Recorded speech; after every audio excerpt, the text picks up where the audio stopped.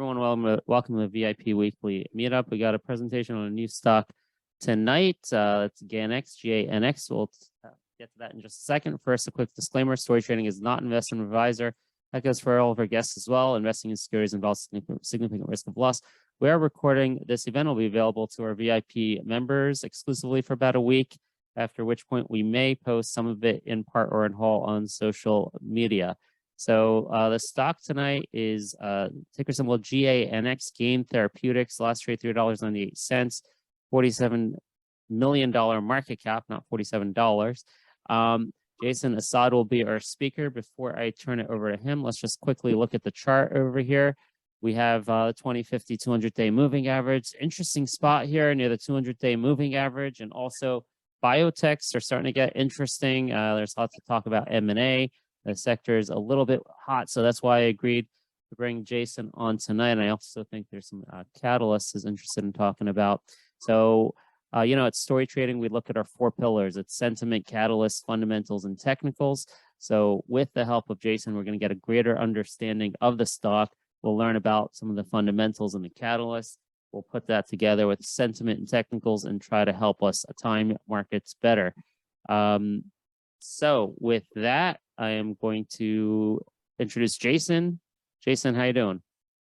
It's a pleasure to be with you, Ben. Thanks for having me. Great. Some of you know Jason from the past and some of our old groups. He was involved in a couple of years ago. Why don't you, before you start with GANX, tell our crew here a little bit about yourself? Yeah, I'm a former equities trader, communications consultant and advisor to a handful of publicly traded companies. I'm also an early stage VC investor personally. I actually fill the investor relations role at a few of these companies.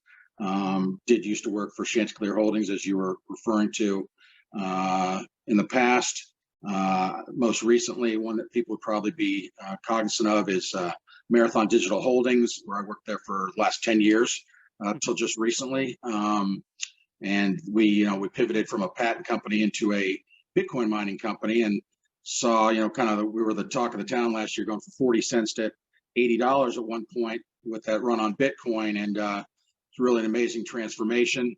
I'd love to tell you, Ben, that was because they're a great IR guy, communications guy. But the truth of the matter is, it's better to be lucky than good, and timing's everything. And that was really a unique situation that we're very fortunate worked out well for shareholders. So, yeah. Awesome. Cool. Well, glad to have you back here collaborating with the community. So tell us how you heard about GANX and how long you've been involved, and then we'll get into the story of the company. Yeah, absolutely. So a little bit more background. I have come to learn over the years that, I've been doing this for a long time, and I've had some good successes like all of us. I've had some really utter failures as well. I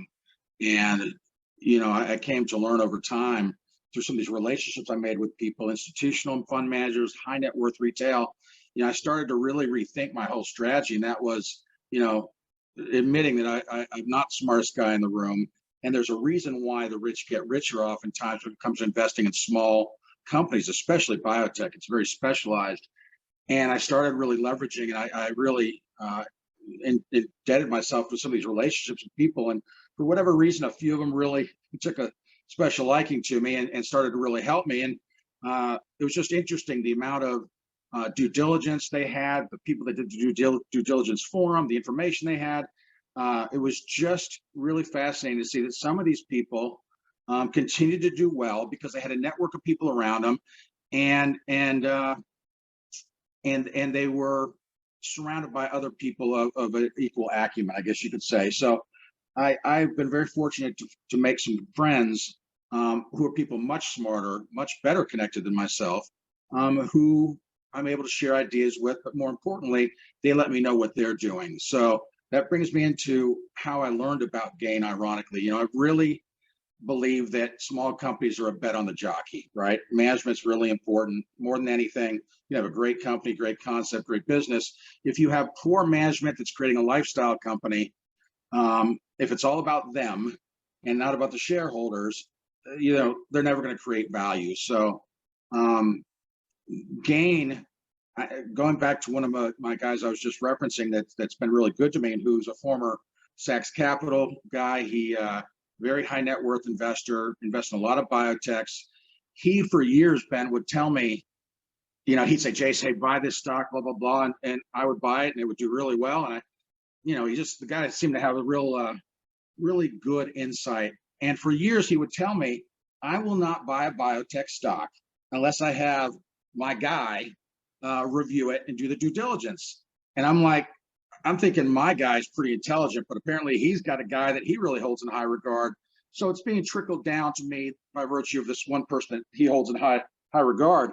Well, after 2 or 3 years, I find out that his guy behind the curtain, his mystery guy, that he won't invest anything unless this guy vets the biotech idea. And mind you, my friend's writing $2 to $5 million checks into private deals. So he's a big check writer, and these are big bets he's making. Turns out, lo and behold, it's Eric Richman. Eric Richman is the CEO of Gain Therapeutics.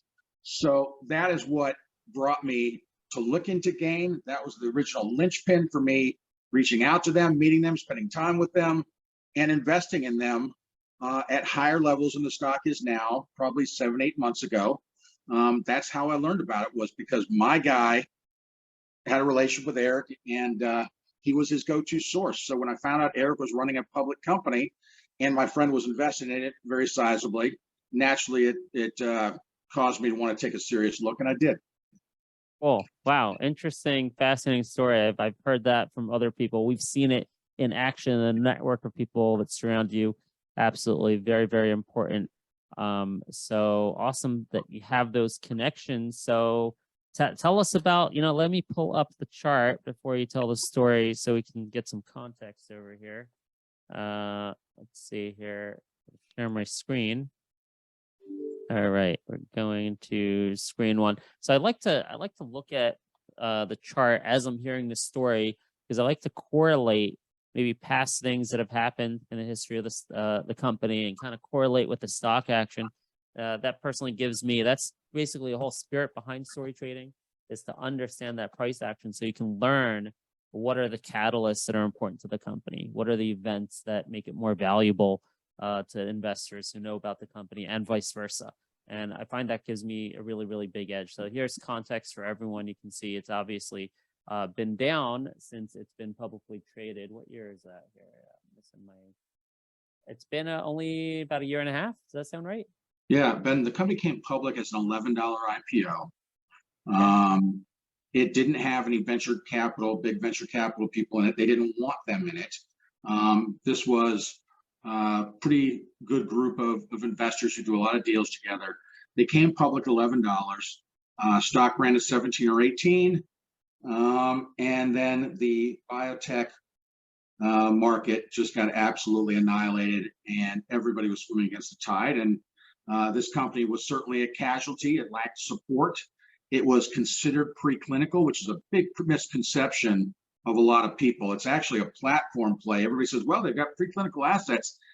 The real value is the platform. It's agnostic. It's scalable. It is based on a patented algorithm. It's based on supercomputers. And long story short, Ben, their platform takes and reduces the time to drug discovery from 2 to 4 years to just 4 to 6 weeks. It has 100 times better hit ratio than normal platforms that are out there as well. Numerous comps out there, both private and public, all at 10x this valuation. So it's really weird. Here you have a company that came public with no data, not a lot to say, was 4 times oversubscribed, went to 18, comes all the way down to $2.50 below cash, zero enterprise value at one point. Now the enterprise value is, I believe, 15 million. And they got cash through 2024. Constant insider buying, good shareholders, 3 billionaires invested, including David Einhorn, who's on the board of directors. Yeah, he's on the board of directors for the Michael J. Fox Foundation. The Michael J. Fox Foundation is an investor in Gain. Peter Appel owns shares. He's a billionaire. Sean Titcomb owns about 8% of the company. He's another well-regarded biotech investor. So I think what happened, Ben, with like a lot of names you probably cover, and we've both, watched over time, a lot of these biotechs got taken to the woodshed. The pendulum went too far.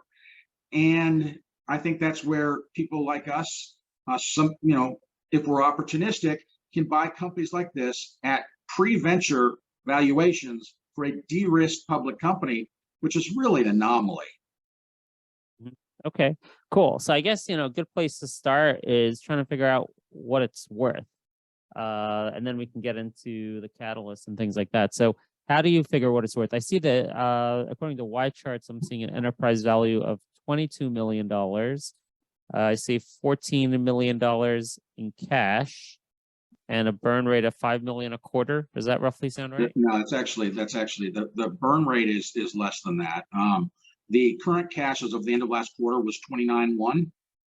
Okay. As of today, the enterprise value would be about 15 million. So it's close, but and like I said, the cash runway goes to 2024. They have nearly 30 million with about a $45 million valuation. Okay. All right. Yeah. This Y charts isn't always perfectly accurate. Let me just check that. Yeah, I got the market cap matching what you're saying about 47.5. Okay, so how do you value that before we get it again? I know I'm excited to hear about Catalyst. I love Catalyst, but in terms of valuation. Well, I value it based on plain and simple comps. I mean, there are all sorts of comps. I'm happy to share some of those slides. The company in their own investor presentation has 2 slides where they actually identified their valuation when it was 70 million relative to the competition, relative to what those companies do. It's 2 incredible slides that we can get out to your people, but it really shows the disparity that we are a fraction of the valuation of comps, both private and public. And again, that's why I go back to that valuation. We're really, this valuation, you're at a Series A round valuation for a de-risked public company. In terms of Catalyst, there are, ironically, the reason why I wanted to have this call with you now is because the company has publicly stated they put out data in the past. It was very good. Now, mind you, it's preclinical related to Parkinson's, but they have publicly stated in the last week or two that they will be presenting at conferences both on the 17th, which is Saturday, and then the following week. And then a month later, they'll be at the annual Michael J. Fox Foundation conference. I think that there will be, they've said more data is coming. I think that it will be animal data. It'll be really interesting to see what that looks like. I can't, common sense, you would think the company would not put out a press release and announce they intend to put out data on certain dates to draw an audience to it if they didn't think the data was at least worth seeing. So I'm cautiously optimistic, much like their last data was well received, that this data will again show a proof of concept, which is really helping to unlock the black box on Parkinson's. The science obviously is something that goes way over my head, but this is where I look at their team, I look at the people that are involved, and I trust that they're there for a reason, and it's because they really believe in what they're doing, and that it is a very unique situation. And if I could just conclude that train of thought, when we're going back to the Eric Richmond situation, if you were to talk to Eric Richmond, which I would encourage anybody to, and if you want to, I'm happy to set up a call. I believe it's really important that any investor is able to hear management, what their goals are, what drives them. But if you talk to Eric Richmond, he will tell you that, he is normally never the CEO of a public company, nor does he want to be. He's a very accomplished, long-term venture capitalist, venture investor. He was one of the second guys in at Immunetics, which was sold for, I believe it was $15.6 billion. He wrote the business plan. Well, at the VC firm, Healthcare Ventures, Khalid Islam, who's another guy you can look up, who's on their webpage, who is the founder of this company. He's a pretty big deal in the biotech space, $30 billion in exits. His last deal was Immunetics, which he was brought in to help restructure that. And they sold it for, I can't remember the name of they sold it to. It sold for $21 billion to Gilead. So you got this world-class team, and you got a CEO and investor, Eric Richmond, who is doing this because he thought the uniqueness of the platform and opportunity was such that he was willing to take himself out of his comfort role as just an investor and say, I'm willing to take on the CEO hat. And it's just something that he'll tell you himself, that he would never do this or take in this role if he didn't really think what Gain had was spectacular and special. So something that's more powerful hearing from him, Ben, but that's something that at a later date, maybe we can arrange a call, but it's really fascinating to hear why Eric took this opportunity, because he didn't need to. Okay. All right, great. I want to go back to these catalysts. I have them up on my screen here. September 17th, Parkinson's, right? Correct. And then I think you mentioned 3 catalysts. I see another one, September 22nd. There are What 2 was the near third term. one? The third one will be the Michael J. Fox Foundation annual conference. And last year they made quite a splash there. And remember, the Michael J. Fox Foundation is an investor in Gain as well. So they were kind of the belle of the ball last year, from what I'm told. So that'll be in October. The other thing, Ben, that the company has talked about, and if you've listened to any of the interviews recently, the real opportunity here is beyond their pipeline, beyond the Parkinson's assets, is partnering and licensing their platform.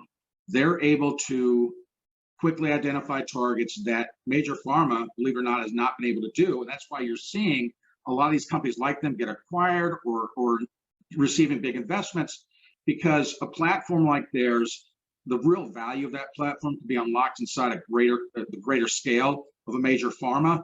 And ultimately, I think what you're going to see, and the company's talked about this, is licensing opportunities with major pharma to go after certain targets with the platform.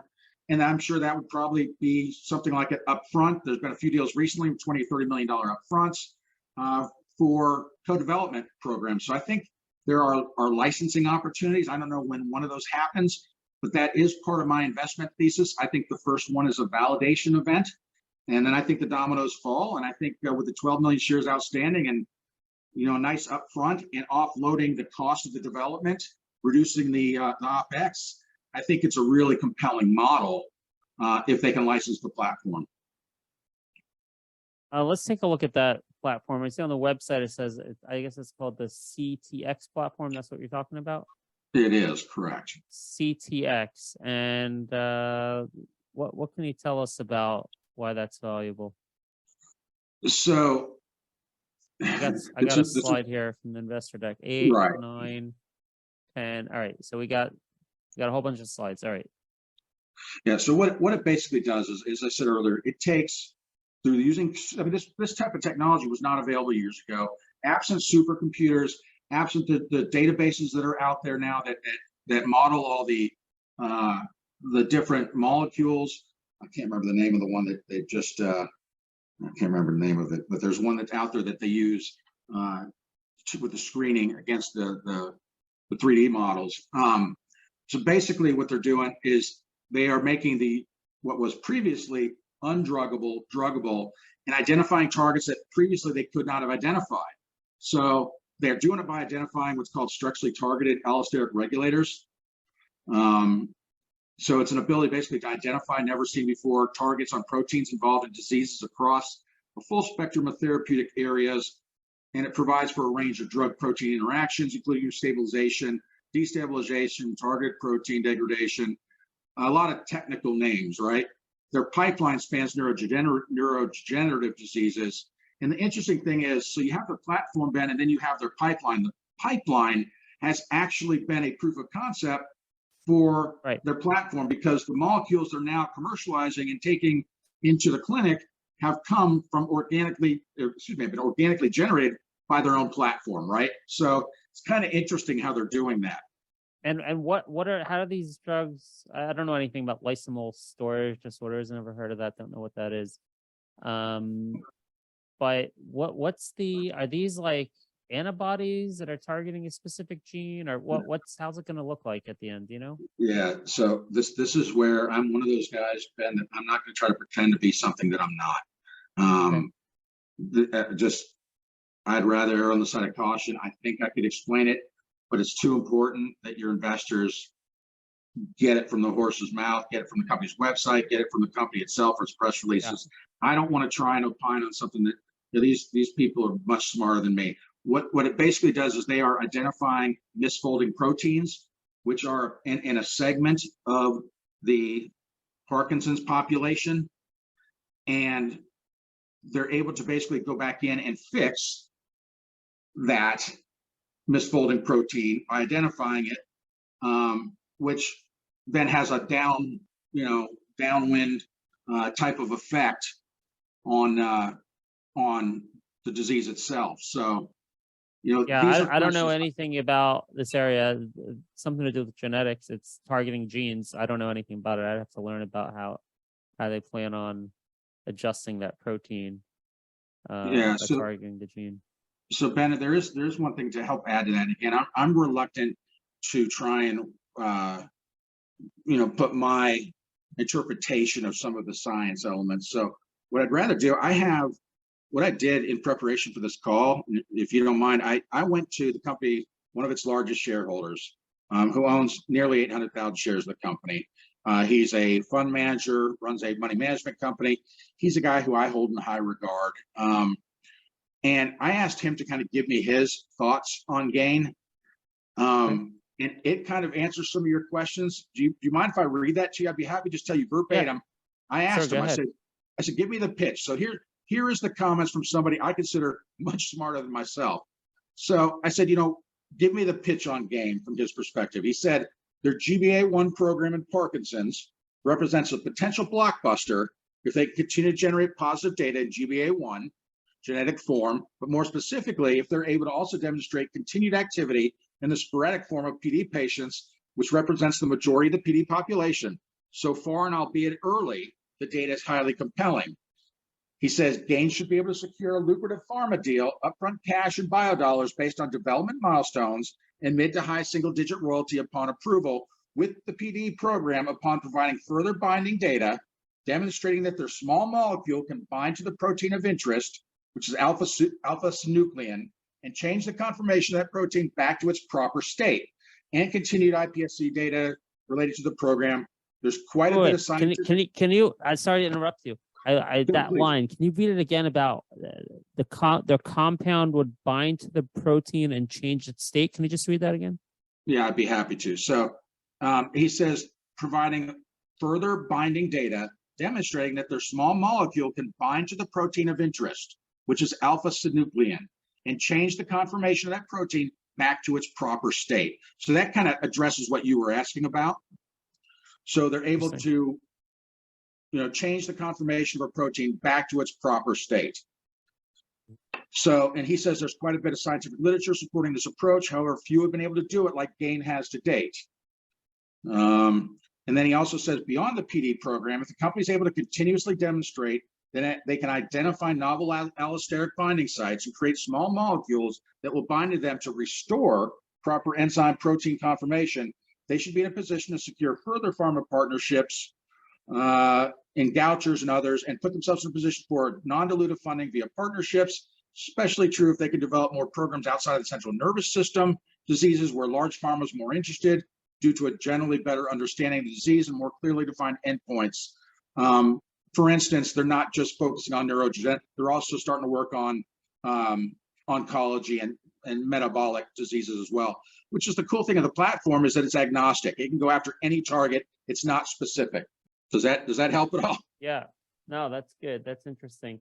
Yeah, I definitely want to learn more about this whole area. I have a personal story. I don't know how related it would be to this technology, but I started a drug recently to lower cholesterol, and it's an injection. And I didn't want to try it for a long time. I'm just used to taking oral drugs, like an injection sounds too invasive. I'm not going to do this. It's like an intramuscular. I do it myself at home every 2 weeks. And I started it 6 weeks ago, and I learned all about how it works. It's also targeting a protein.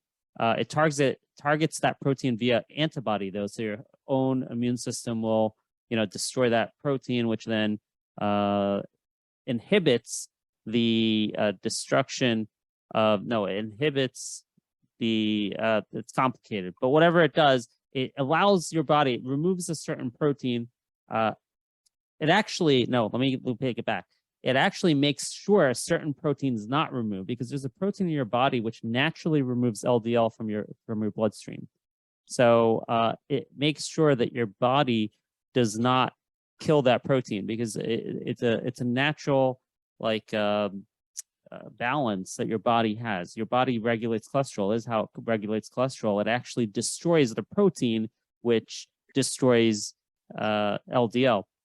Anyway, long story short, my point is when you target proteins like this, it's a whole lot different than our old generation of drugs. You know, everyone uses like Lipitor and stuff to lower cholesterol. I mean, I took this drug because I heard of it from someone who took it, and it radically reduced their cholesterol. So I got my first blood test back this morning, and I'm like, I texted my wife, I'm like, now this is a drug, because it reduced my cholesterol by like 90%, like to unnatural levels. Yeah, it's like insane. It's like I almost have like zero cholesterol now. I'm like, all right, well, does that mean I get to have my steak and pizza all the time now? I don't know. I got to figure that one out. But I mean, like, that's a drug, and it got me really interested. Now I want to pay more attention to, you know, biotechs and this whole new generation of drugs targeting proteins. I mean, it's 1,000 times better than our old generation of drugs. So, you know, it's definitely interesting when you're talking about targeting proteins like this. Listen, you're totally right, Ben. And the key to what you're saying is computational drug discovery, because it is the supercomputers, it is the patented algorithms, it's the platforms like GANX that are enabling those drugs, not only those targets to be discovered, but to come to market. I mean, think about the value add of a platform that finds targets at 100% greater hit rate in 4 to 6 weeks versus 2 to 4 years. I mean, think about the down chain implications in terms of cost to market, in terms of benefit to patients. It's really a paradigm shift, and we're not the only company doing it, but we're certainly on the forefront of it. So I think you're preaching to the choir there. That drug was probably developed through certain technologies like these. Yeah, I don't know the story behind it. I think it's Amgen and Regeneron are the two companies that have that. They compete with each other on that. So obviously, you know, if you get a drug like that works, that ends up being a major blockbuster that's ultimately going to be produced and marketed by these big. I think it's a whole new world now. I think time to market, cost to market. I think it's really. I think some of the next Googles, some of the next big tech companies are going to come out of the computational drug discovery market. I think that's going to be the genesis of some of the big winners in the market. And I think we're right on the cusp of people starting to see that there's going to be a lot of interesting things born out of that sector. All right, very interesting. What can you tell me about institutional ownership, insider ownership, and shorts on this stock? Yeah, absolutely. Good questions. So insider ownership is 25 to 27%. The CEO, Eric, has bought the last 2 windows he has bought more stock. There have been no insider sales. Institutional people, like I said, David Einhorn owns just under 5%. Peter Appel owns about 100,000 shares. And then Sean Titcomb owns about 750,000 shares. Institutional interest beyond that, Ben, is pretty nominal. And I think that's why the stock came down as quick as it did. I think the funds that were in there got blown out. They were forced liquidation type of situations, margin calls for retail. And I think that's what really exacerbated the price of the downside. Is this is not an institutional story, but it's interesting because what I've found with a lot of these small biotechs is they go out and they're trying to capture an institutional audience with a $50 million market cap.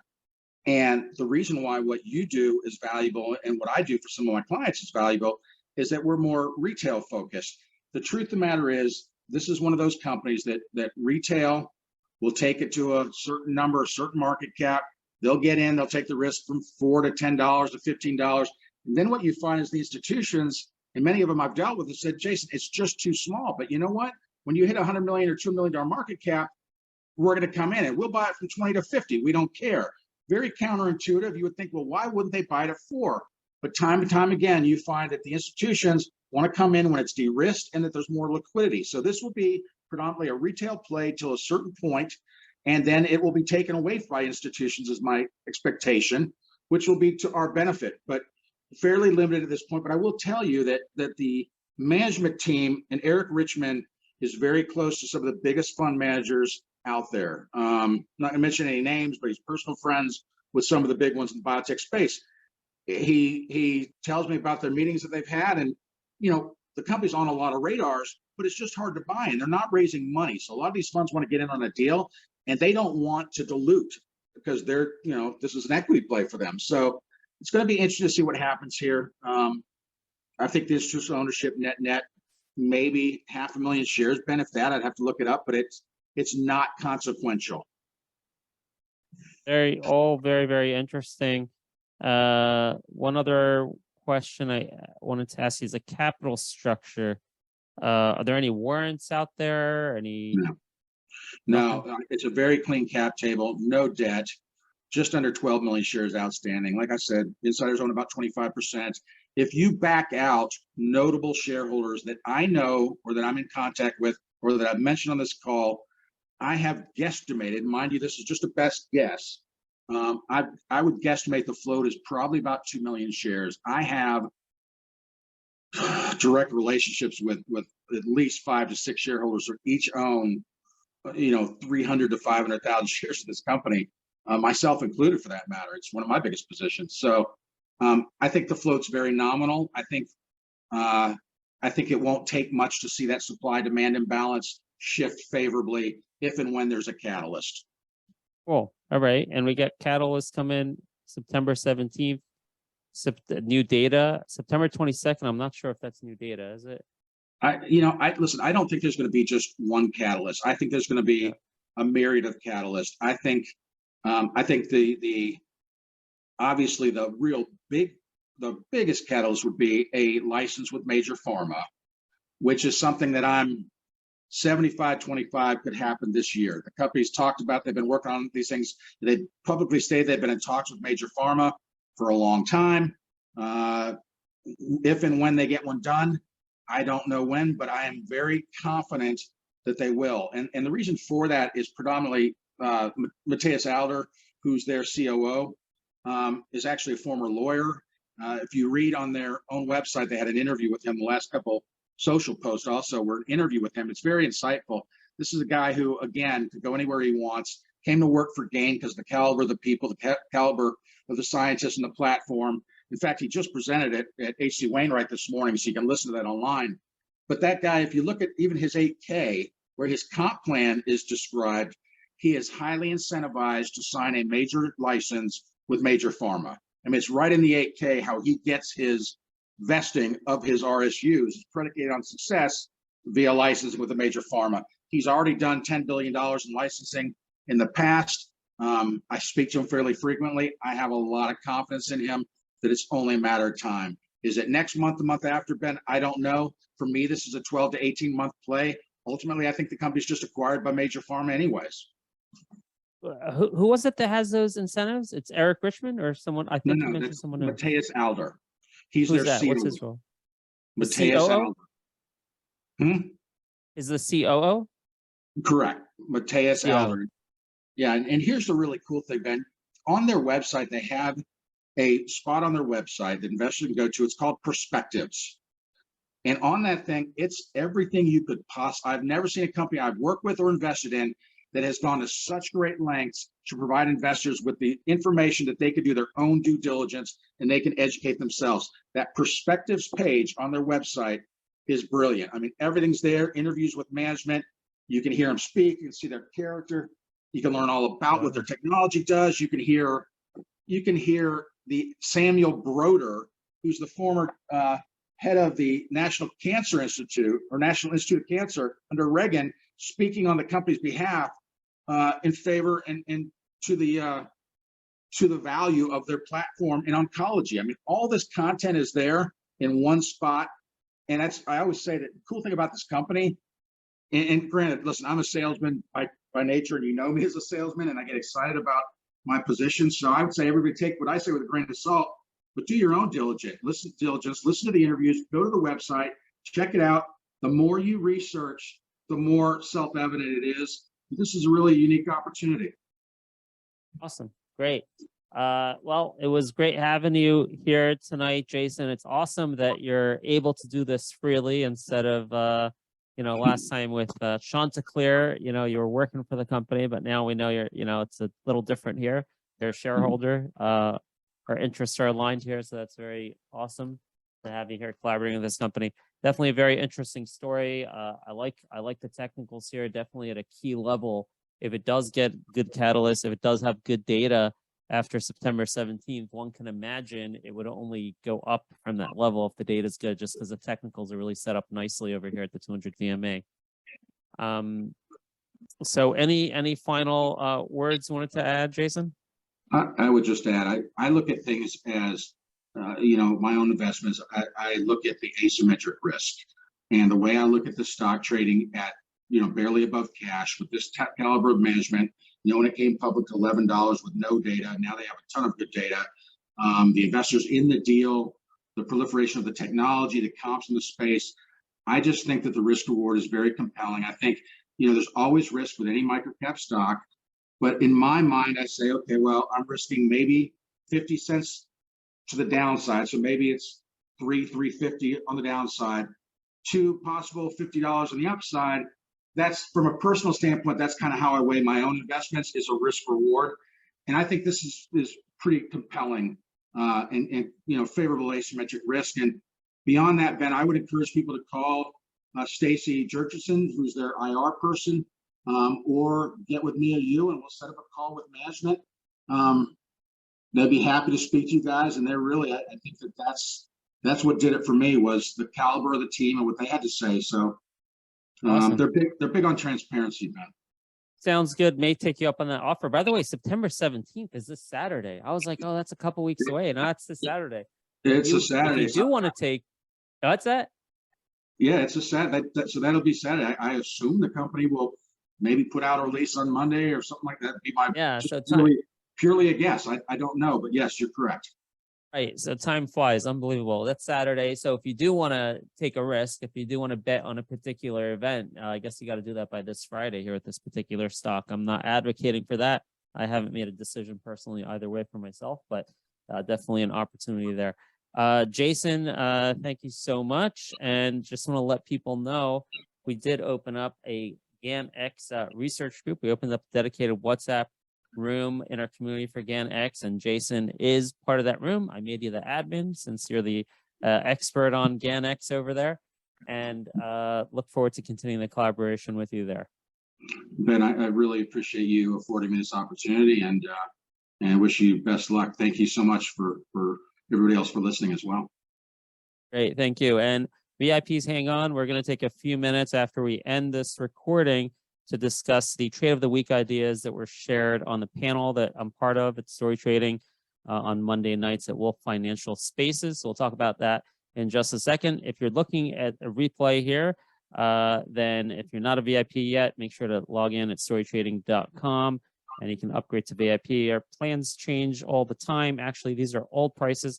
Our WhatsApp rooms have doubled in capacity recently, so we've lowered our prices and we're offering now, not yet, but in a couple days, we're going to have a free trial. Maybe by the time you see this, a free trial will be posted up. I know a lot of people have been asking for that. And beyond that, soon, hopefully, we can even drop the prices more once we get our own app up and running to give us a little bit more scale. So looking forward to allowing more and more people to collaborate in our community. Make sure to follow us on YouTube and Story Trading. And with that, we're going to end the recording and move over to our Trade of the Week ideas. Thank you very much, Jason. Thank you, Ben.